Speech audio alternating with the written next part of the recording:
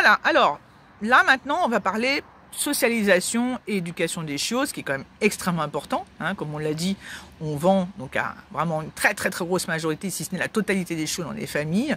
Il est donc super important, puisqu'on en a parlé tout à l'heure par rapport à la santé, hein. Mais là au niveau du caractère c'est peut-être encore plus important, hein. Voilà, s'il devait y avoir peut-être une priorité. Donc toi, entre le moment où, on va dire, les chiots commencent à être bien réveillés, bien, voilà, ils commencent à bien découvrir le monde, et ça veut dire vers peut-être 6-7 semaines, hein, on va dire ça comme ça, et le moment où ils partent, qu'est-ce que tu fais? Et déjà, à quel âge déjà les laisses-tu partir, et pourquoi déjà? Qu'est-ce qui fait que tu les laisses partir à cet âge-là? Alors, effectivement, les chiots commencent à sortir de la caisse de mise bas vers 5-6 semaines, pas avant, parce qu'avant on est vraiment dans le premier âge où ils têtent leur maman, ils font leurs petits besoins et ça s'arrête là. Entre les 5-6 semaines et jusqu'à leur départ en famille, ce qui est très important, ce qui me paraît très important, c'est la socialisation, effectivement. Ouais. On sait en plus qu'elle est fondamentale sur les premières semaines, les premiers mois de vie d'un chiot. Un chiot qui n'a pas du tout été socialisé pendant plusieurs semaines, plusieurs mois, qui part tiré par exemple en famille en étant agressif, en étant craintif, en étant peureux. En refusant le contact, en ne connaissant pas les autres animaux, etc. C'est ça, c'est très difficile à rattraper. On peut rééduquer, mais c'est quand même compliqué.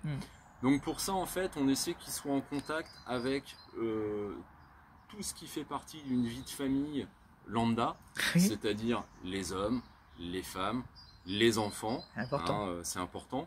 Et ils sont en contact aussi avec les autres chiens et avec le chat, puisqu'on a une chatte à la maison. Ça essaie en tout cas de répondre au schéma de la plupart des familles chez lesquelles nos chiots partent. Et au niveau des bruits peut-être aussi? Alors après, il y a bien sûr un moment passé en maison tous les soirs, où là ils entendent les bruits, je dirais, de la vie quotidienne à la maison. Ça peut être la radio, la télévision, l'aspirateur, par exemple. Hein. Et tout ça fait partie de la socialisation. C'est vrai. Et du coup, tu laisses partir à quel âge du coup? Alors, jamais avant 2 mois. Bon, il y a l'âge légal, bien sûr, de départ qui est 8 semaines. En général, nous, c'est plutôt un petit peu après. Donc, ça peut être 2 mois, 2 mois et demi, 3 mois. La plupart des chiots partent entre 2 et 3 mois. Qu'est-ce qui fait que tu les laisses... Qu'est-ce qui ferait que... Alors, hormis...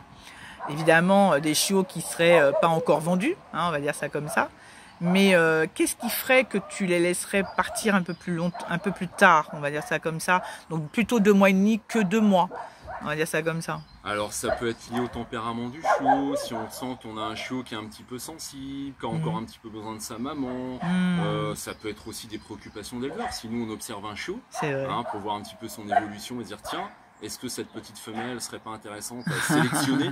Voilà, ça peut être toutes ces choses-là. Ça t'est arrivé ça d'avoir un coup de cœur? Oui, tout à fait. Et puis, parfois, on a déjà fait une sélection un petit peu avant, on se dit mince, est-ce qu'on va pouvoir se permettre de garder celle-là aussi? Ça, c'est un sujet, c'est un problème pour beaucoup d'éleveurs. Ça, j'imagine. On ne peut pas garder tout le monde. Non, mais c'est vrai. Et en plus, après, faut trouver les bonnes familles qui permettent de les suivre. Ces chiots qui nous ont tapé dans le cœur, on va dire ça comme ça, de pouvoir se rendre compte déjà si on avait raison, déjà. Tout à fait, de voir l'évolution après. Voilà. Et puis en même temps, de pas regretter, de se dire que finalement, si la femelle surtout est suffisamment en état, quand je dis en état d'âge et de santé, pourquoi pas refaire la portée, hein, même si on sait qu'il n'y en aura jamais 2 fois la même chose, on le sait.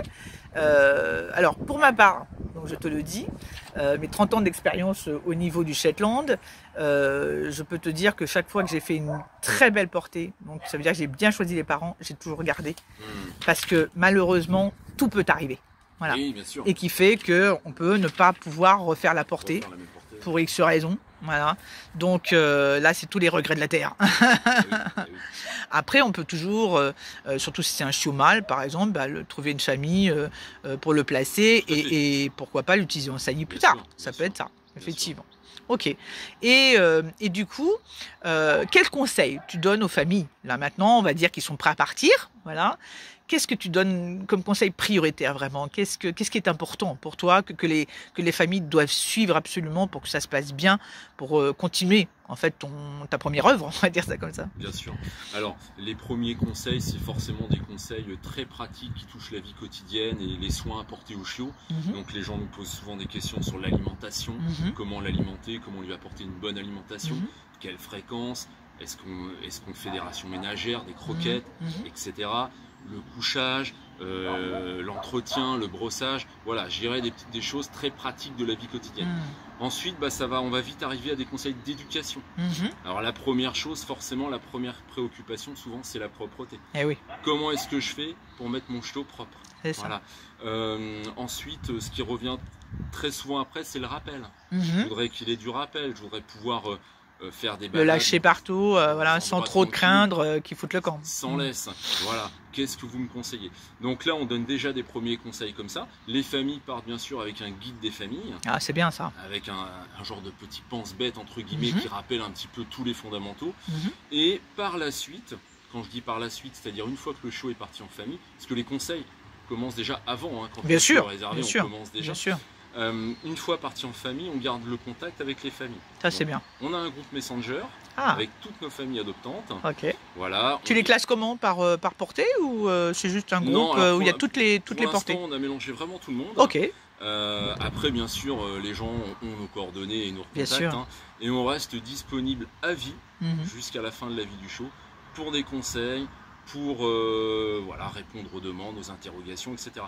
Et ce qui est intéressant dans l'histoire, c'est que bien sûr, nous, on donne des conseils, mais il y a aussi un partage d'expérience. C'est-à-dire qu'il y a d'autres familles qui ont vécu une problématique, une question, voilà, la même, et ils vont répondre aussi, dire bah moi j'ai fait comme ça. Et nous, si la réponse nous convient, bah très bien, en fait, on valide. C'est génial. Voilà. C'est vrai que c'est important.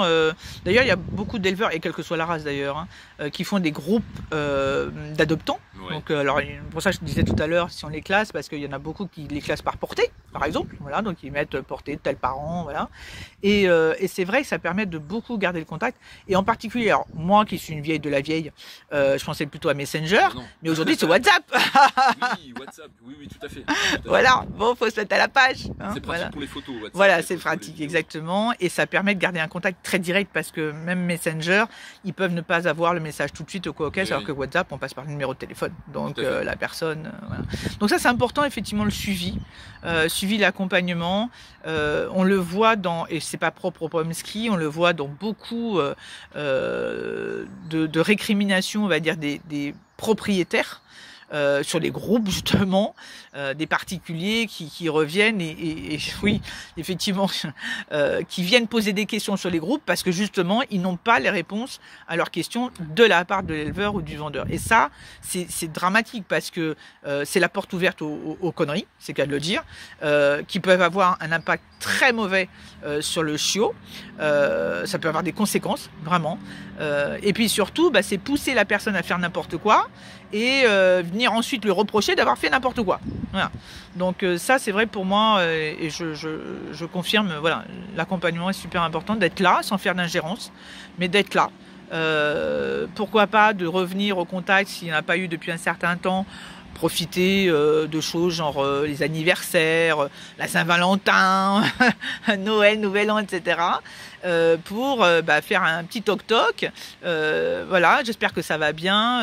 Voilà, ça fait un petit moment que j'ai pas eu des nouvelles de X. Hein, voilà, je serais ravie d'avoir des photos, par exemple, ou des nouvelles vidéos. Voilà, donc c'est vrai que c'est important et la personne se sent comment dire, concernée d'un côté et accompagnée bien sûr, mais surtout ne se sent pas seule.